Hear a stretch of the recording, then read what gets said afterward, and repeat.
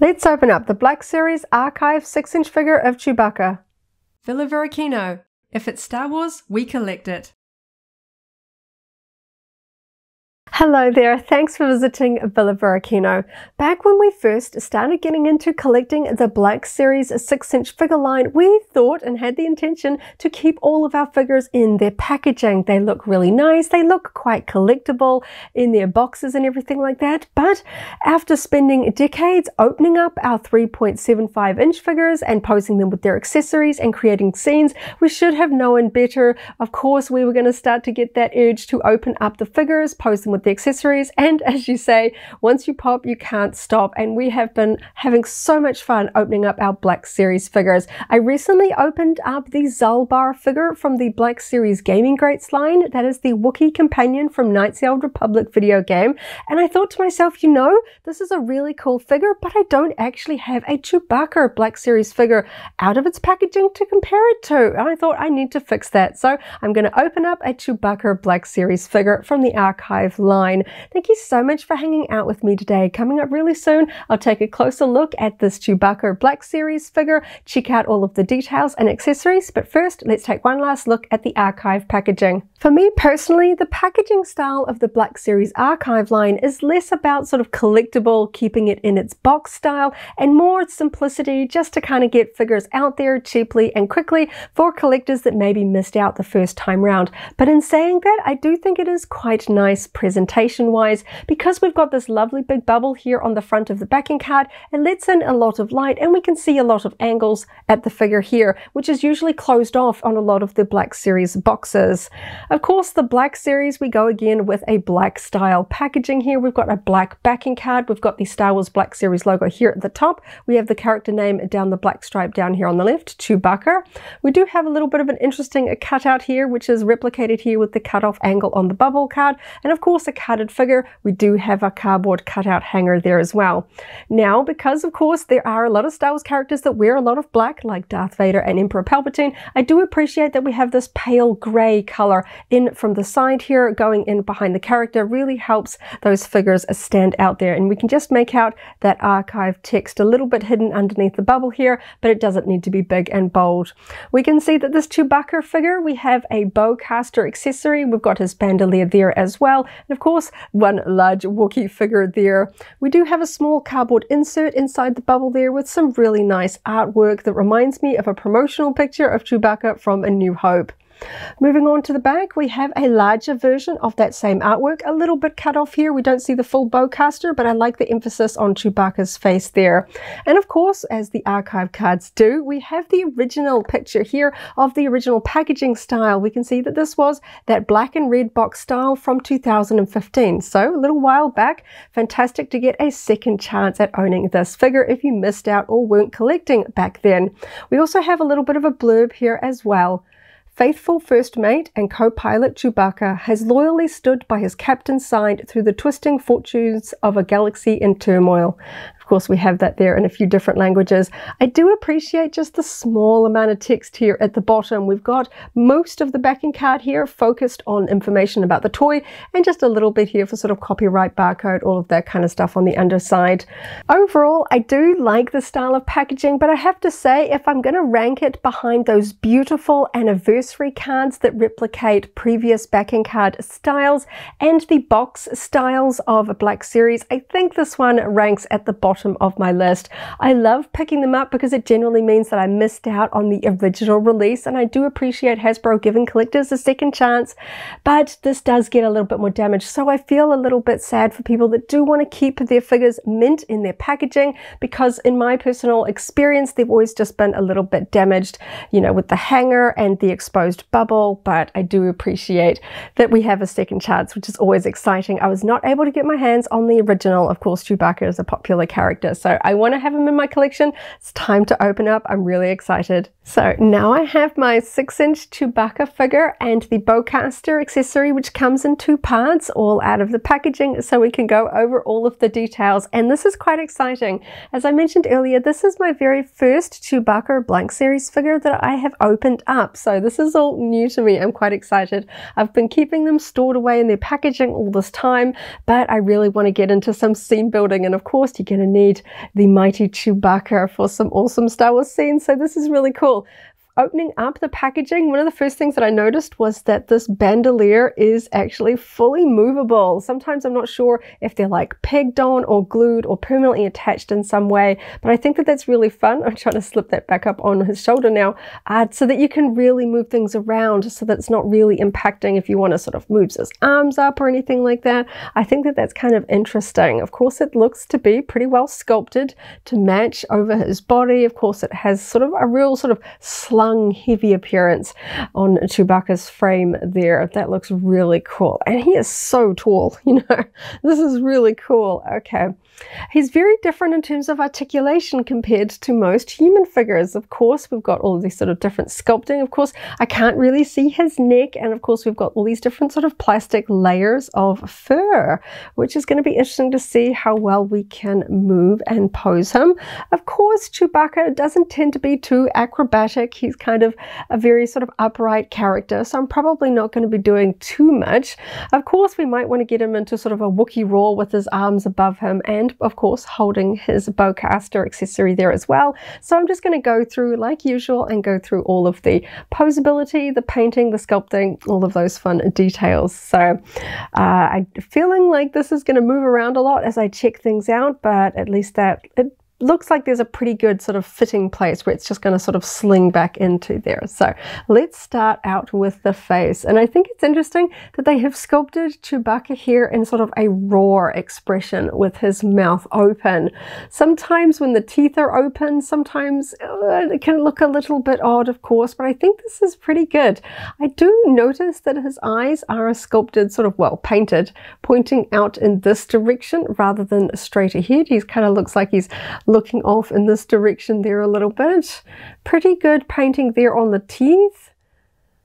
We've got just a little bit of a sloped line just where it's kind of not quite catched on some parts here, and just a little bit higher up on the gums on this side, but it kind of gives him like an interesting snarl, like he has raised his sort of lip a little bit higher on this side to expose more teeth.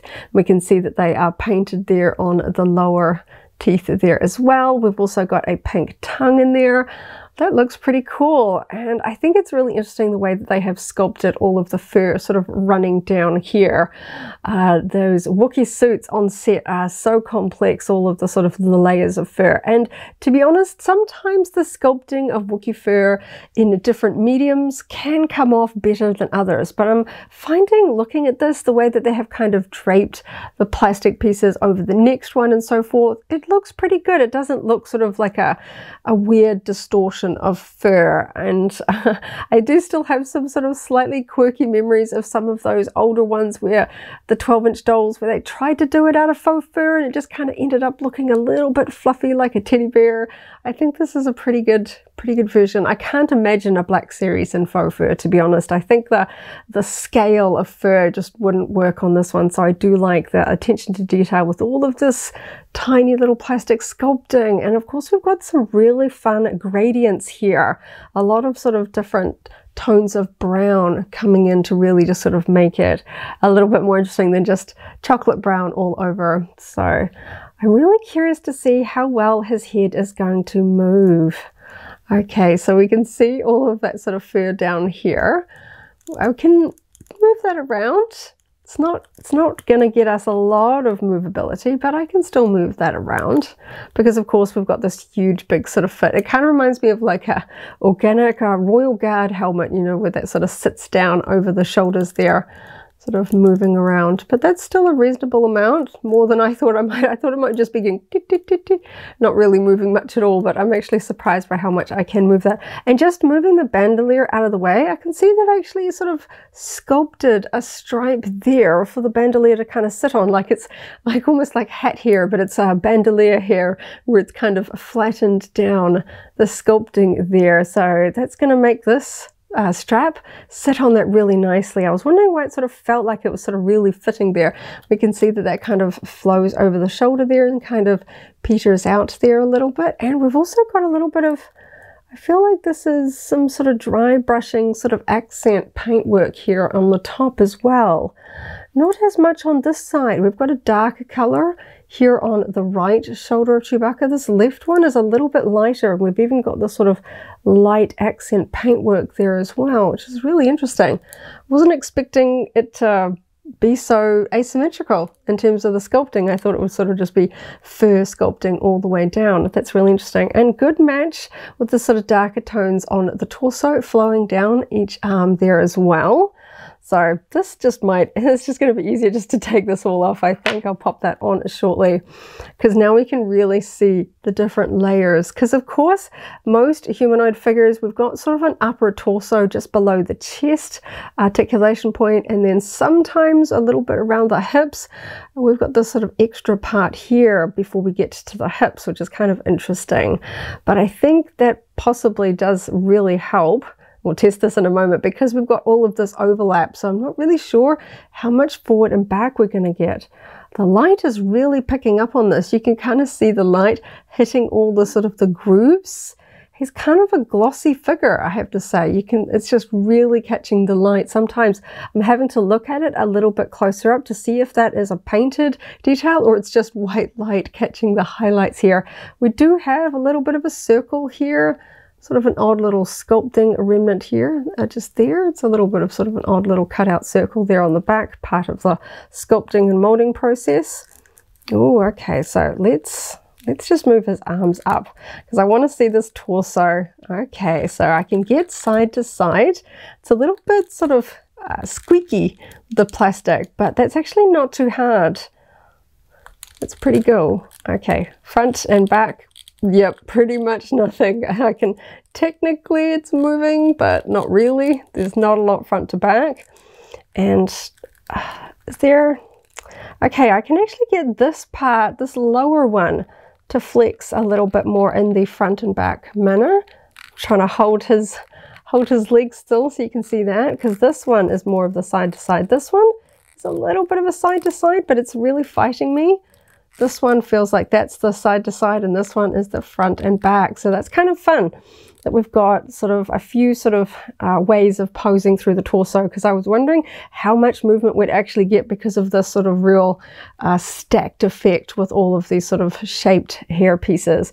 You can see that we've even got sort of a little bit of a shaping sculpting going on here under the arms there, just so that when we've got those arms all the way down, they can fit really close to the body. Chewbacca tends to have sort of heavy hands. They sort of tend to hang down by his sides. So you want his hands to be able to sort of hang close to the body there. So I like that we've got a little bit of a sort of sculpting cutout there, so those arms can come in really close. Just, fascinated by this sculpting. I know I could see it through the plastic packaging, but that's something that I'm really experiencing finally going through and opening up all my Black series, is that actually going through, testing out all of the joins and the movements, you really just start to sort of appreciate a toy and its construction a lot when you get it in its hands. And it makes me feel like a kid going through all of this as well. Okay, I'm going to test out the arms. I gotta say, for a figure that's probably spent quite a while in the packaging, sometimes I'm really fighting with the articulation. It's quite stiff the first time at moving things. This one actually feels like he wants to move, which is kind of fun. And I'm getting some just nice, easy moves here with the arms. I'm not having to really fight with it. And I can see that fur sculpted on the back of the hands. It's kind of funny, all sort of hanging there down the front. Of course, we've got the hand grips sculpted here on the underside here. Gray for the hands, and of course we've got gray for Chewbacca's feet here as well. But yeah, I'm just enjoying how smooth. It does creak a little bit because of course we've got a few parts of plastic that's kind of hitting each other because we want really tight articulation. But like the way that that fur is hanging down over the elbow means that I can't see that joint in there. That's really nice. I thought we might not be getting much in the way of movement at all because of trying to sort of hide everything under the fur sculpting, but this is really nice. I can get a lot of movement here, and I'm not really seeing, I have to get to sort of here to see that articulation there, but as soon as I move it, it's just completely hidden. That's fantastic. Wow. So he actually does kind of want to move a little bit, and I'm getting a lot of rotation on this one here as well. So let's just move his arms all the way up. Let's see how high up. Can I get them? Okay, so he's going to go to about there. just move that one out of the way. Let's see if I can get, so I can get to about there if I want to go straight up with his arm. He's very tall. That's pretty good. I thought those shoulder pieces might give us a bit of resistance, but that's actually fairly impressive with how high we can get. We can get sort of a bit of a Wookiee roar thing going on there. That's pretty cool. Okay, so I'm fairly certain, unfortunately, I love the hair flowing down over the hips, but I get the feeling that is going to be quite restrictive for any kind of forward leg movement, because I can already sort of feel that fighting me there. Okay, so yeah, you can hear the creaking. Yeah, we get to about there. So it's not going to come out all the way. And of course we can start to see, because we're sort of exposing it from underneath all of that, the sort of the flat sculpting we have at the very top of the thigh. Just so it's not providing too much resistance, we've just got flat sculpted sections there. You can kind of see that a little bit at the side. This is the one part where I think the sculpting is just a little bit on the weaker side, because we can see that. It doesn't look exactly the same as the lower part here of the thigh. It's just a little bit of a shame we've got just that little bit missing there in terms of surface detail, but I understand that if that was fully sculpted, I think we'd be completely locked in with no movement at the hips. And I know there's always a delicate balance between accuracy in the sculpting detail and the amount of sort of articulation and how much we can move the figures. And I know that for some fans, they'll prefer one over the other.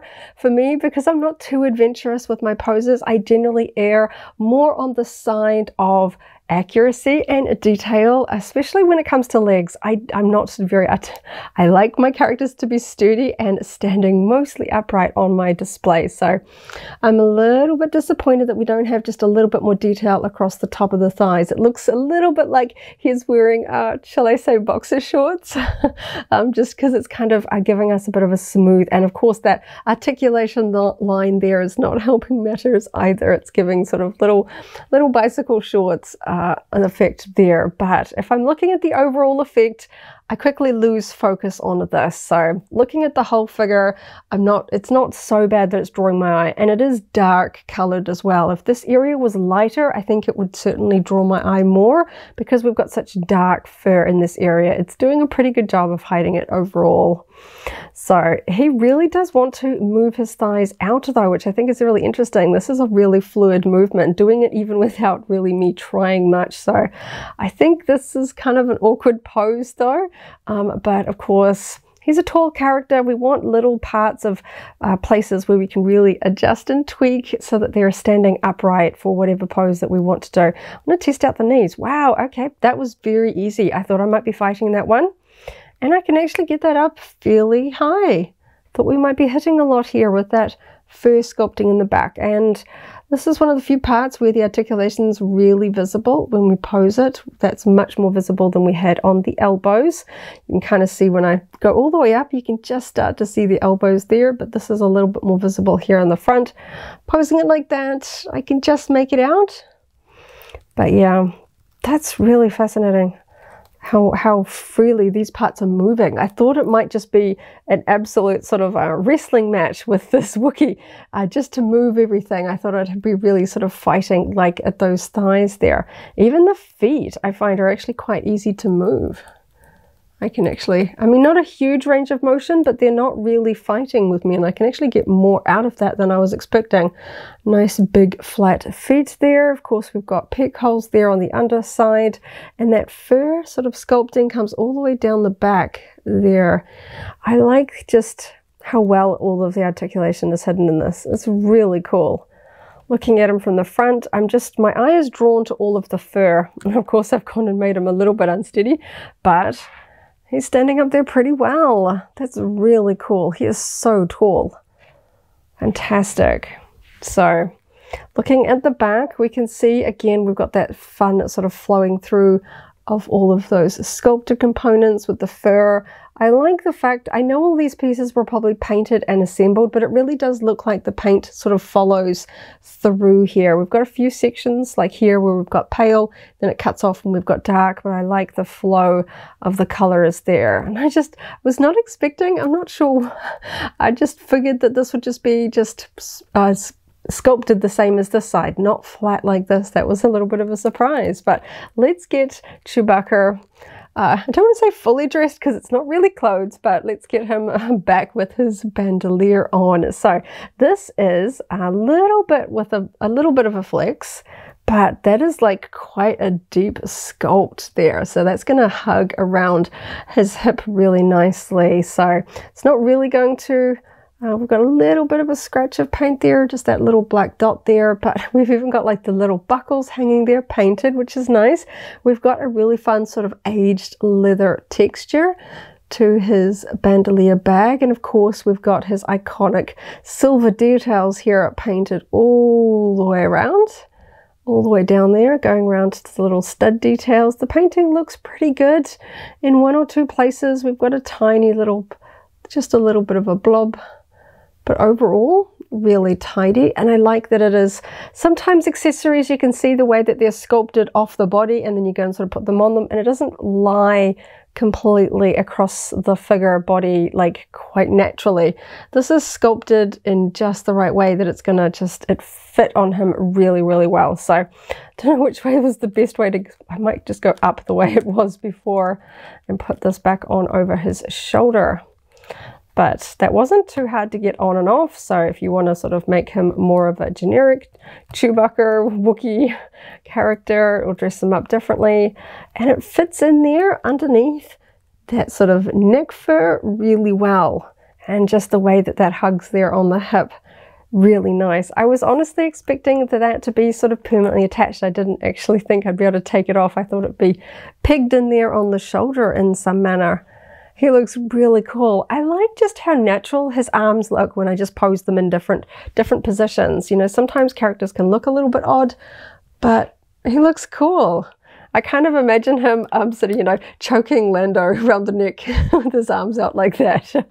That's kind of fun. Okay, let's get his bowcaster assembled because, yeah, I want to test him out with that accessory. So he's going to stand there. Normally I lie characters down, but I feel like he's so steady, he can just stand there. So we have his iconic bowcaster accessory that came in two parts. I'll just take a quick little look at this because this is a really nice paint finish. So it looks like we've got a really dark gray, which looks like we've got a dry brush of a metallic silver all over, which gives it like sort of a worn effect to it. And it feels like quite, I don't want to say brittle, but it's like a robust plastic. I don't want to bend this. I feel like it would snap, but it gives it a very good sort of sturdy feel to it, not bendy. And I'm absolutely loving that gray weathering that has just kind of been applied over this whole piece. Really nice. And we've got some really nice little sculpted details in here. Really cool.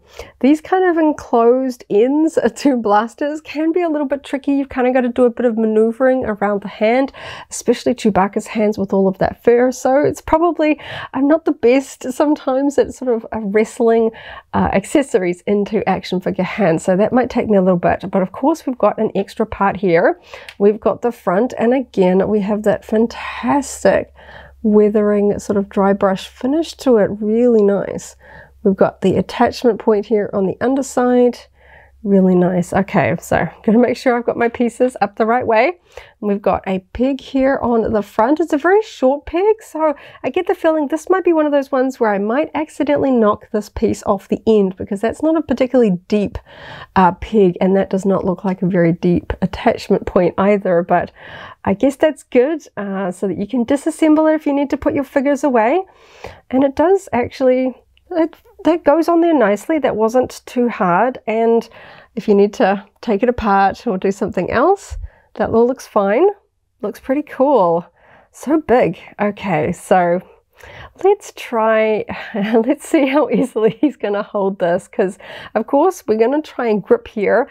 Normally with an enclosed trigger guard, I would try and get the finger in there, but that looks kind of small for the size of Chewbacca's fingers. I'm not sure that that's going to go in there, but let's give it a shot. Okay, so I think I might actually just take this off for the sake of not knocking it off. I always have a little bit of a paranoia about breaking a peg by knocking an accessory inadvertently, so I'm not sure how well this is going to go in his hands. Yeah, that finger looks way bigger than that trigger guard, I have to say, but let's give it a go. So after spending a bit of time, I can get Chewbacca to hold his bowcaster. Having recently opened up the Black Series 6-inch figure of Zolbar, the Wookiee from Knights of the Old Republic, I had a little bit of experience trying to pose a bowcaster in a Black Series Wookiee hand, and I had a feeling it was going to be about the same kind of level of wrestling. And as you can see, once it's actually held in the grip, the finger is not really anywhere close to that trigger guard. The finger that would be in the trigger guard is right up here close to the grip alongside the other fingers, so I wasn't even going to try sort of pulling that finger out. I don't think it would fit through it, and to be honest, he holds it pretty securely. I was pretty hopeful that he would hold it pretty securely because of just how tight that is to get in there. But now that it's in there, I can pose. He looks pretty cool. I love that color of that weapon accessory. It just looks really good with that. Just, it's not a black, it's like a dark gunmetal gray with that light gray sort of metallic sort of finish over the top of it. Really nice. So his other hand you can try and sort of grip, but these hands are so sort of pinched together, I don't know that I'm really going to sort of open it up to be able to sort of hold on the underside. You could probably sort of pose it so it looks like he's holding it, but I think for my figure I'm probably going to sort of have him with his arm more in a neutral pose by his side and the bowcaster out like he is attacking a stormtrooper or something. That looks really cool. And of course, even though he's got his arm fully extended, it's not setting off his balance. He's just nice and sturdy. He's fantastic. He is so big. He's roaring. He's got his bandolier accessory and his bowcaster. This is really cool. He's so big. I had him trapped in plastic for so long, and I know figures, especially Star Wars figures, they just look really cool in their packaging, but I've just been really discovering just how much, for me personally, I enjoy getting my figures out and going through all of their details. And now I just have to find more space because, of course, Black Series take up a lot more space than the 3.75-inch figures that I'm used to collecting and building scenes with. These guys are a lot bigger. I gotta find more space. So now that I have this Chewbacca out of the packaging, I'm really curious to see it alongside the Zolbar figure that I had mentioned previously, and this is really interesting to see them side by side because I thought they would be pretty much almost the same sculpt, you know, a lot of reused parts or something like that. But while I do see some sculpting similarities between the two, I think the first thing that's really obvious is the height difference.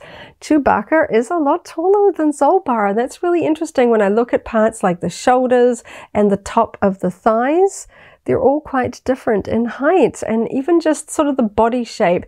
The Chewbacca feels a little bit more of a leaner Wookiee, particularly through the torso. I know the harness on Zolbar is adding a little bit of a bulk there to it as well, but I like that they're not just carbon copies. I thought maybe they would just paint them differently. The face on this one is completely different if I hold them up. Of course, they've got very different facial expressions, but they look like different Wookiees, not just one roaring and one not. That's really cool. The different colors. Of course, they both come with bowcasters, but Zolbar's one is more of a flat gray. It's just gray plastic with these gold accents at the end. There isn't any kind of dry brushing or paint accent, so it kind of looks a little bit more plastic.